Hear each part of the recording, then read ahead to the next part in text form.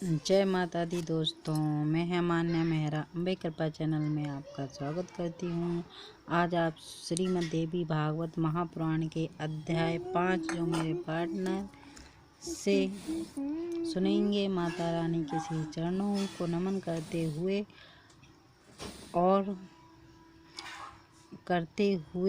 और व्यास जी के श्री चरणों को नमन करते हुए अध्याय 5 प्रारंभ करते हैं। और ये वीडियो अगर आपको अच्छा लगे तो चैनल को लाइक एंड सब्सक्राइब। जय श्रीमद्देवी भागवते महापुराण अथ पंचमो अध्यायः। भगवती लक्ष्मी के शाप से विष्णु का मस्तक कट जाना, वेदों द्वारा स्तुति करने पर देवी का प्रसन्न होना, भगवान विष्णु के हृदय हयग्रीवावतार की कथा। ऋषिगण बोले, हे सूत जी, हमारा चित्त संदेह रूपी सागर में पूर्णतः डूबता जा रहा है, क्योंकि आपने महान आश्चर्यजनक तथा संसार को विस्मित कर देने वाली यह बात कह दी थी। विष्णु के शरीर से उनका सिर अलग हो गया था और वे सर्वपालक जनार्दन पुनः हयग्रीव हो गए थे। वेद भी जिन भगवान विष्णु का स्तवन करते हैं, समस्त देवता जिनका आश्रय ग्रहण करते हैं, जो आदिदेव हैं, जगत के स्वामी हैं और सभी कारणों के भी कारण हैं, देवयोग से उनका भी मस्तक कैसे कट गया। हे महामते, वह सब आप हमसे विस्तार पूर्वक शीघ्र कहिए। सूत जी बोले, हे मुनियों, आप सभी लोग एकाग्रचित्त होकर परम तेजस्वी देवादिदेव भगवान विष्णु का चरित्र सुनिए। किसी समय वे सनातन देव विष्णु 10,000 वर्षों तक भीष्म युद्ध करके अत्यंत थक गए थे। तदंतर एक समतल तथा शुभ स्थान पर पद्मासन लगाकर पृथ्वी पर स्थित प्रत्यंचा चढ़े हुए धनुष पर कंठ प्रदेश टिटाए हुए उस धनुष की नोक पर बहाल देता लक्ष्मीपति भगवान विष्णु सो गए और थकावट के कारण देवयोग से उन्हें गहरी नींद आ गई। कुछ समय बीतने के बाद ब्रह्मा, शिव तथा इंद्र सहित सभी देवता यज्ञ करने को उद्यत हुए।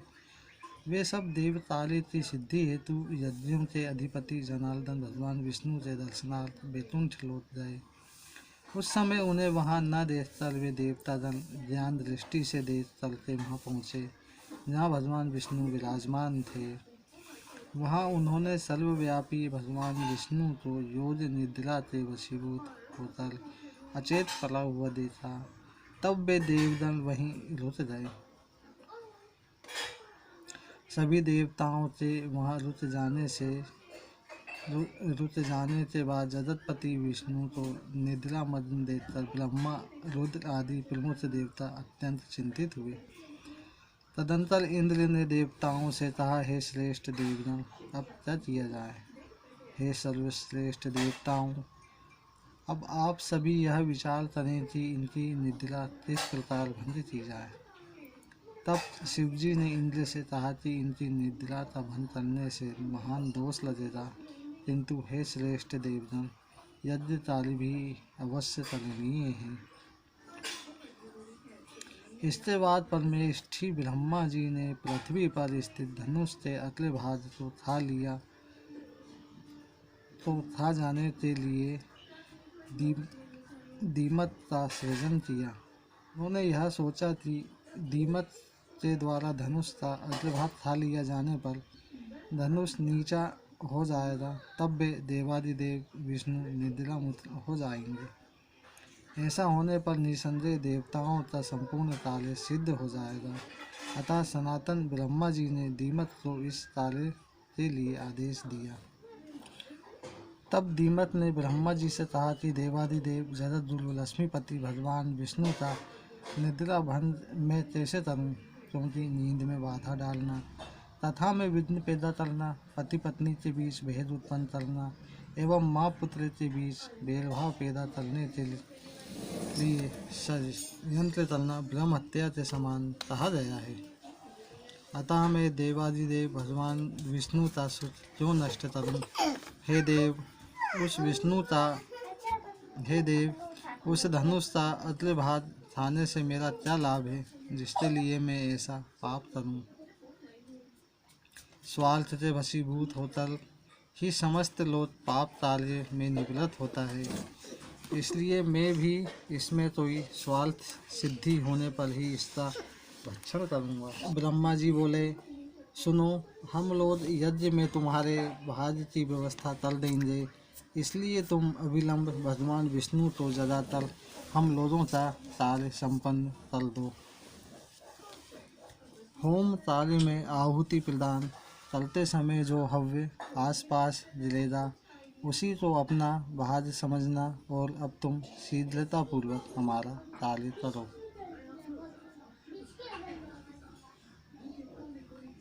सूत जी बोले, हे ऋषियों, ब्रह्मा जी के इस प्रकार कहने के अनंतर दीमक ने धरातल पर स्थित धनुषाग्र को शीघ्र ही खा लिया, जिससे धनुष की डोरी मुक्त हो गई। प्रत्यंचा से खुल जाने पर धनुष का वह ऊपरी कोना मुक्त हो गया। इस प्रकार एक भीषण ध्वनि पैदा हुई, जिससे वहाँ सभी देवजन भयभीत हो गए। ब्रह्मांड क्षुब्ध हो गया, पृथ्वी में कंपन होने लगा, सभी समुद्र उद्विग्न हो गए, जलचर जंतु व्याकुल हो उठे, प्रचंड हवाएं प्रवाहित होने लगीं, पर्वत प्रकंपित हो उठे, ऋषि दारुण आपदा के सूचक उल्कापात आदि महान उपद्रव होने लगे।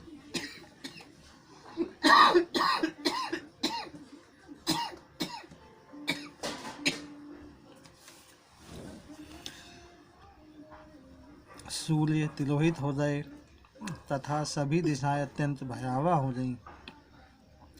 यह सब देखकर देवता लोग चिंतित होकर सोचने लगे कि इस दुर्दिन में अब क्या होगा।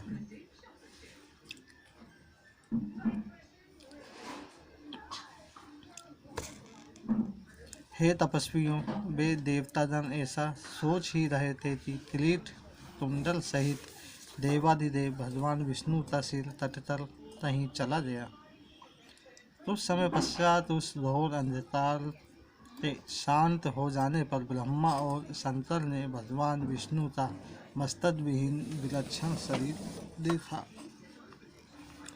भगवान विष्णु का सिर विहीन धड़ देखकर वे श्रेष्ठ देवता अत्यंत विस्मित हुए और चिंता सागर में निमग्न होकर शोकाकुल हो इस प्रकार विलाप करने लगे। हे नाथ, हे प्रभु, यह कैसी विचित्र अलौकिक घटना हो गई। हे देवादिदेव, हे सनातन, हम सभी देवताओं के लिए तो यह सब विनाशकारी है। यह किस देवता की माया है जिसके द्वारा आपके सिर का हनन कर लिया गया। आप तो सर्वदा अच्छेद्य, अभेद्य और अदाह हैं। हे विभो, इस प्रकार आपके चले जाने पर हम देवता तो मृत्यु को प्राप्त हो जाएंगे। हम लोगों के प्रति आपका कैसा स्नेह था। हम लोग स्वार्थ के कारण ही रुदन कर रहे हैं।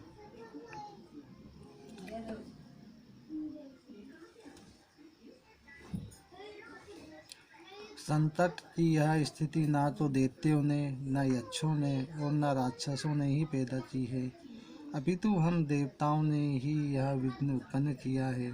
तथापि हे रमापते, इसमें किसका दोष समझा जाए। हम सभी देवता पराश्रित हैं।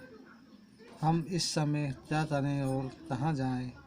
हे देवेश, हम मूल बुद्धि वाले देवताओं के लिए अब कहीं भी कोई शरण नहीं है।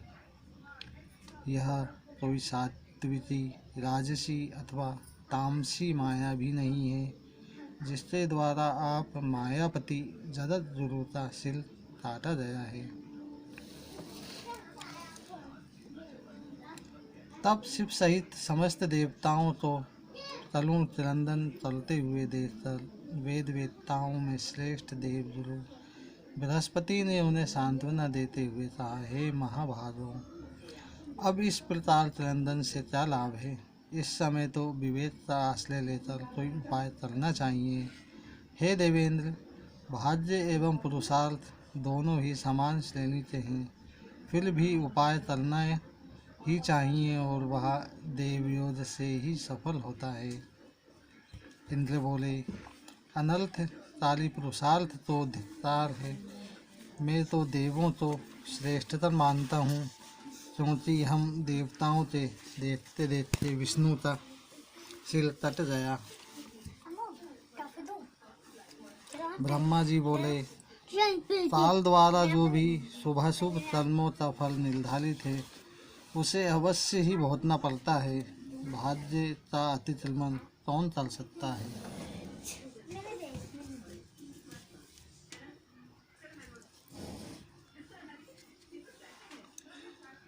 प्रत्येक प्रणाली ताल क्रम के अनुसार सुख दुख भोगता ही है, इसमें कोई संदेह नहीं है। जिस प्रकार पूर्व ताल में ताल की प्रेरणा से शंकर जी ने मेरा मस्तक काट दिया था, उसी प्रकार साप के कारण शिव जी का लिंग तट पर गिर गया था, और उसी प्रकार आज विष्णु का सिर तट पर रमण सागर में जा गिरा है। देवयोग से ही इंद्र को भी सहस्र भागों की प्राप्ति हुई, उन्हें दुख भोगना पड़ा। वे स्वर्ग से च्युत हो गए और मानसरोवर के कमल में रहने लगे। इस संसार में जब इन महाभाग देवताओं को भी दुख का भोग करने के लिए विवश होना पड़ा, तो फिर दुख भोगने से भला कौन वंचित रह सकता है। अतएव आप लोग शोक का परित्याग कर दें और उन माया विद्या रूपी सनातनी ब्रह्म विद्या तथा जगत को धारण करने वाली देवी का ध्यान कीजिए, जिनके द्वारा यह चलाचल संपूर्ण त्रिलोक व्याप्त है। वे निर्गुणा परा प्रकृति हम लोगों का समस्त कार्य सिद्ध कर देंगी।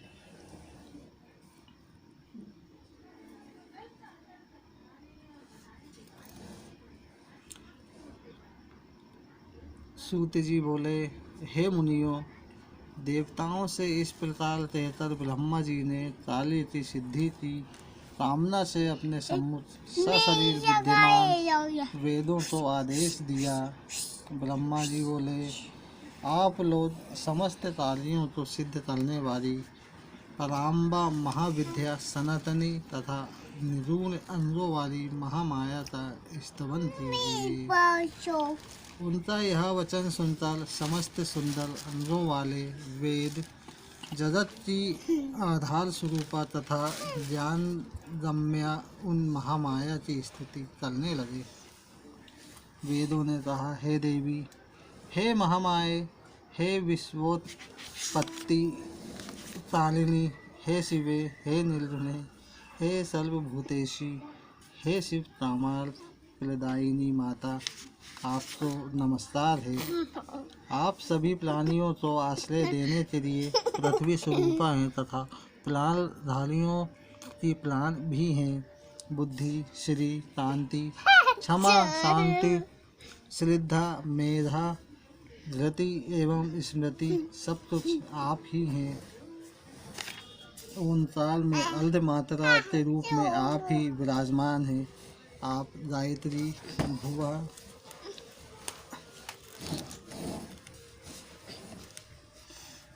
भुवा, स्वाहा आदि, व्याहृति, जया, विजया, धात्री, लज्जा, कीर्ति, स्पृहा एवं दया सभी तुझ हैं। हे अम्ब, आप तीनों लोकों के रचना तंत्र से दक्ष, तरुण सादर से युक्त सभी प्राणियों की माँ, विद्या कल्याणी, सभी प्राणियों की हित साधिता, सर्वश्रेष्ठ बाज बीज मंत्र में वास करने में निपुण तथा संसार का क्लेश दूर करने वाली हैं। आपकी हम स्तुति करते हैं। ब्रह्मा, शंकर, विष्णु, इंद्र, सरस्वती, अग्नि, सूर्य तथा सभी भुवनों से स्वामी आपके द्वारा ही निर्मित किए गए हैं, अतः उनकी अपनी कोई विशेषता नहीं है। आप ही सभी चलाचल जगत की माता हैं। हे जननी, जब आप जगत की रचना की कामना करती हैं तब आप सर्वप्रथम ब्रह्मा, विष्णु, महेश इन प्रमुख देवों का सृजन करती हैं। उन्हीं के माध्यम से एकमात्र आप ही जगत का सृजन, पालन एवं संहार कार्य पूर्ण कराती हैं। हे देवी, आप में संसार का लेश मात्र भी नहीं रहता।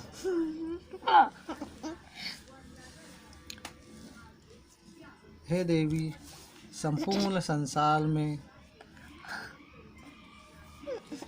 ऐसा कोई भी निपुण प्राणी नहीं है जो आपके रूप को जान सके, और ना तो ऐसा कोई योग्य मनुष्य है जो आपके नामों की संख्या की गणना करने में समर्थ हो। जो थोड़े से जल का संतुलन करने में असमर्थ हो, वह बुद्धि संपन्न मनुष्य भला महासागर को पार करने में कुशल कैसे होगा। हे भगवती, आपके अंतहीन वैभव को जान सकने में देवताओं में कोई भी समर्थ नहीं है। एकमात्र आप समस्त विश्व की माता हैं। आप अकेले ही इस संपूर्ण मिथ्या जगत की रचना कैसे करती हैं। हे देवी, एकमात्र वेद वाक्य ही आपके इस सृष्टि कार्य की प्रमाणिकता सिद्ध करते हैं। हे भगवती, समग्र जगत की परम पालन स्वरूप होती हुई भी आप इच्छा रहित हैं। अहो, आपका अद्भुत चरित्र हमारे मन को विस्मित कर देता है। समस्त वेदों से भी अज्ञेय आपके गुणों एवं प्रभावों का वर्णन हम लोग भला किस प्रकार कर सकते हैं, क्योंकि स्वयं आप भी अपने परम तत्व को नहीं जानती। क्या आप भगवान विष्णु से शिलोच्छेदन की घटना नहीं जानती हैं।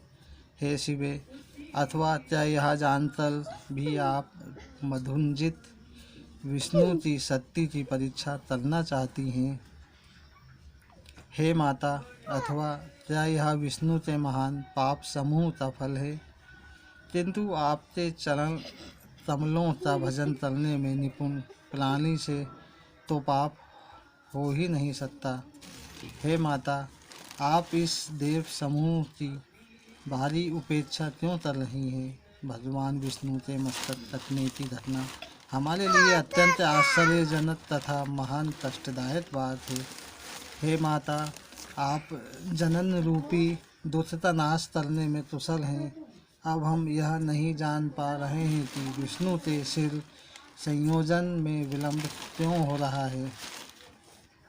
हे देवी, सभी देवताओं के देवत्व अभिमान रूपी दोष तो अपने मन में समझकर आपने ही ऐसा किया है, अथवा देवजन दुष्कृत को विष्णु में स्थापित किया है, अथवा विष्णु को संग्राम विजय करने का अहंकार हो गया था, जिसे अतिशीघ्र दूर करने के लिए आपने यह लीला रची है।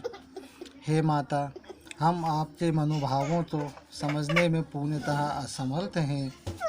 हे भगवती, अथवा युद्ध में पराभूत किए गए दैत्यों ने किसी मनोहर तीर्थ में घोर तपस्या करके आपसे वरदान प्राप्त कर लिया है, जो विष्णु के सिर कटने का कारण बना। हे भवानी, अथवा विष्णु को सिर विहीन रूप में देखने के लिए आप इस समय कोई विनोद कर रही हैं। हे आद्य, आप सिंधु सुता लक्ष्मी पर किसी कारण से आक्रोशित तो नहीं है। आप उन्हें स्वामी विहीन इसलिए देखना चाह रही हैं। आप अपने ही अंश से प्रादुर्भूत लक्ष्मी का अपराध क्षमा करें और भगवान विष्णु को जीवन दान देकर रमा को प्रसन्न कर दें। जगत के समस्त कार्यों को संपादित करने में प्रमुख भूमिका वाले अतिशय प्रभावशाली ये देवता आप तो निरंतर नमस्कार करते हैं। हे देवी सर्वलोकाधिपति विष्णु तो जीवित करके आप देवताओं को सोच सागर से पार कीजिए। हे अम्ब भगवान विष्णु का सिर छिन्न होकर कहाँ चला गया यह हम नहीं जानते हैं और इस समय उन्हें जीवित करने के लिए अन्य कोई युक्ति भी नहीं सूझ रही है। हे देवी मृत प्राणी को जीवित करने में जिस प्रकार अमृत समर्थ है उसी प्रकार समग्र संसार की आप जीवन दात्री हैं। सूत जी बोले, हे मुनियों इस प्रकार साम दान निपुण संज वेदों द्वारा स्तुति किए जाने से गुणातीता महेश्वरी परात्परा महामाया भगवती प्रसन्न हो गईं। उसी समय देवताओं को सुख प्रदान करने वाले शब्दों से युक्त और भक्तजनों को आनंदित करने वाली आकाश स्थित अश्लीलिनी शुभ वाणी से उनसे कहा, हे देवताओं आप लोग किसी प्रकार की चिंता न करें और स्वच्छ चित्त रहें। हे अमरगण इन वेदों के भावपूर्ण स्तवन से मैं परम प्रसन्न हो गई हूँ, इसमें लेश मात्र भी संदेह नहीं है। मनुष्य लोक में जो प्राणी इस स्तुति से मेरी आराधना करेगा अथवा भक्तिपूर्वक इसका पाठ करेगा उसकी समस्त कामनाएं पूर्ण हो जाएंगी। जो मनुष्य त्रिकाल प्रातः मध्याह्न सायं मेरी स्तुति को नित्य भक्तिपूर्वक सुनेगा वह सभी दुखों से विमुक्त होकर परम सुखी हो जाएगा। वेदों द्वारा उच्चारित किए जाने के कारण यह स्तुति वेदों के समान ही है। हे देवो अब आप विष्णु के शिरोच्छेदन का तालन सुनिए, क्योंकि इस लोक में बिना तालन कोई कार्य कैसे हो सकता है। एक बार अपने समीप बैठी हुई अपनी प्रियतमा सागर पुत्री लक्ष्मी का चित्ता दर्शन मुख देखकर भगवान विष्णु हंस पड़े। उन्होंने सोचा कि भगवान विष्णु मुझे देखकर क्यों हंस पड़े। मेरे मुख में विष्णु जी द्वारा दोष देखे जाने का आखिर क्या कारण हो सकता है, और फिर बिना किसी कारण के उनका हंसना संभव नहीं हो सकता। मुझे तो ऐसा प्रतीत होता है कि उन्होंने किसी अन्य सुंदर स्त्री को मेरी सौत बना लिया है। इसी विचार मंथन के परिणाम स्वरूप लक्ष्मी जी कोपाविष्ट हो गई और तब उनके शरीर में तमोगुण संपन्न तामसी शक्ति व्याप्त हो गई। तदंतर किसी देवियों के प्रभाव से देवताओं के ताले साधन के उद्देश्य से ही उनके शरीर में अत्यंत उतले तामसी शक्ति प्रविष्ट हुई। तब लक्ष्मी जी के शरीर में तामसी शक्ति का समावेश हो जाने के कारण वे अत्यंत क्रोधित हो उठी और उन्होंने मंद स्वर में यह कहा, तुम्हारा यह सिर तत्तर गिर जाए। स्त्री स्वभाव के कारण भावीवश तथा संयोग से बिना सोचे समझे ही लक्ष्मी जी ने अपने ही सुख को विनष्ट करने वाला श्राप दे दिया। सोत के व्यवहार आदि से उत्पन्न होने वाला दुख वैधव्य से भी बलतर होता है।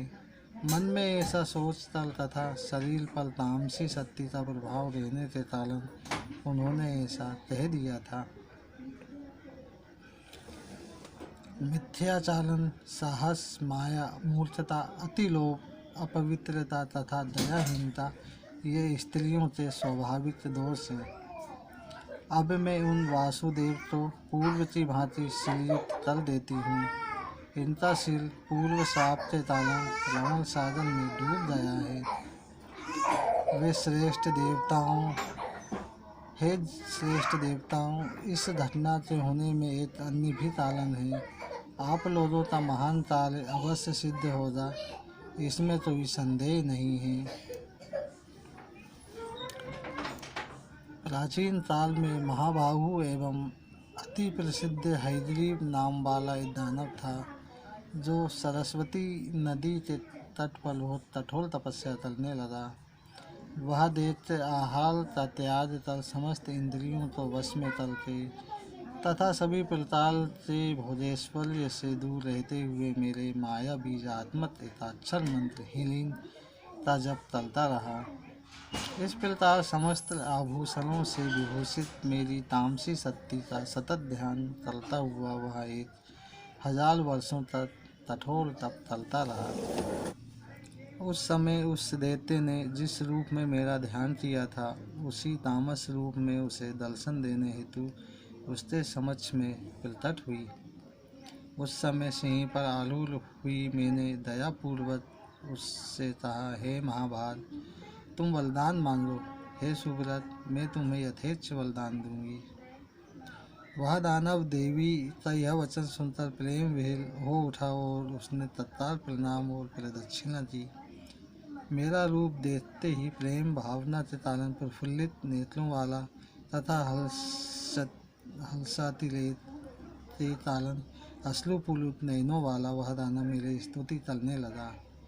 हैदरी बोला, हे महामाये, हे जगत का सृजन पालन संहार करने वाली, हे भक्तों पर कृपा करने वाली, करने में निपुण, हे सतल कामना प्रदायिनी, हे मोक्षदायिनी, हे शिवे, आप देवी तो नमस्कार है। पृथ्वी, जल, तेज, वायु एवं आकाश, इन 5 महाभूतों का तालन आप ही हैं तथा गंध, रस, रूप, स्पर्श एवं शब्द, इन तत्वों का तालन भी आप ही हैं। हे महेश्वरी, नासिका, जिह्वा, नेत्र, त्वचा, कान, ये ज्ञानेंद्रियां तथा हाथ, पैर, वाक, लिंग, हृदय, कामेंद्रियां आप से ही उत्पन्न हैं।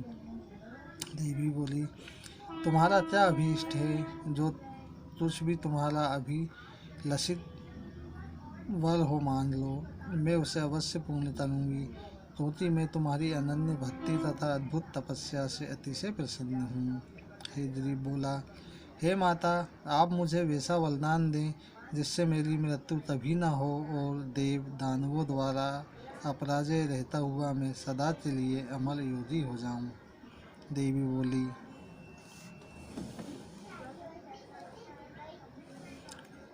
जन्म लेने वाले की मृत्यु निश्चित है और मरने वाले का जन्म भी निश्चित है। लोक में स्थापित इस प्रकार की मर्यादा का उल्लंघन कैसे संभव है? अतएव हे दानव श्रेष्ठ, मृत्यु को अवश्यंभावी जानकर अपने मन में सम्यक विचार करके तुम अन्य यथेच्छ वर मांगो।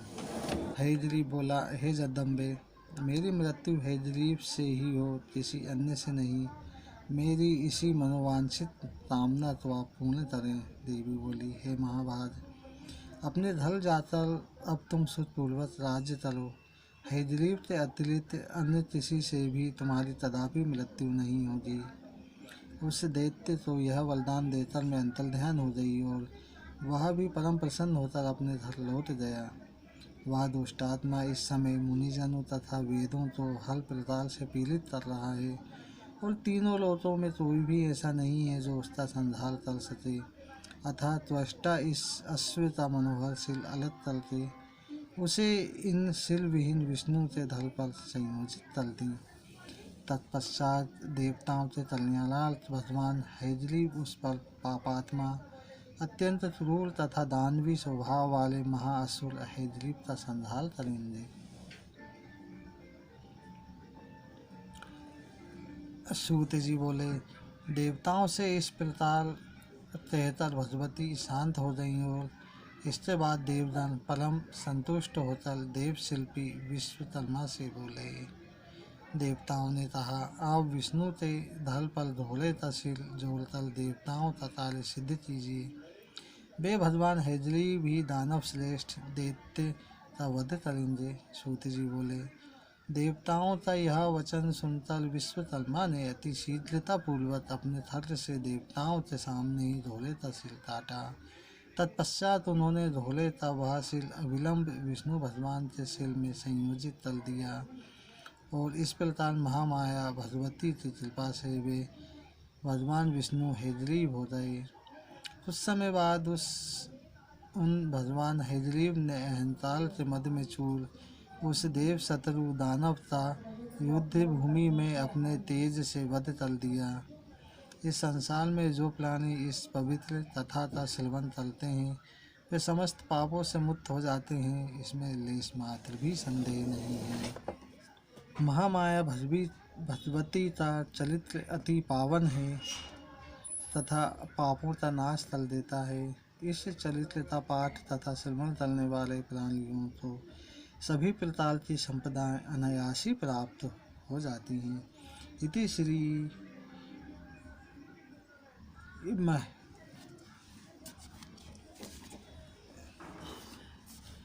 इति श्रीमद्देवी भागवते महापुराणे अष्टादशसहस्रायां संहितायां प्रथम स्कन्धे हयग्रीवावतार कथनं नाम पंचमोऽध्याय सम्पूर्णः। जय श्री राम।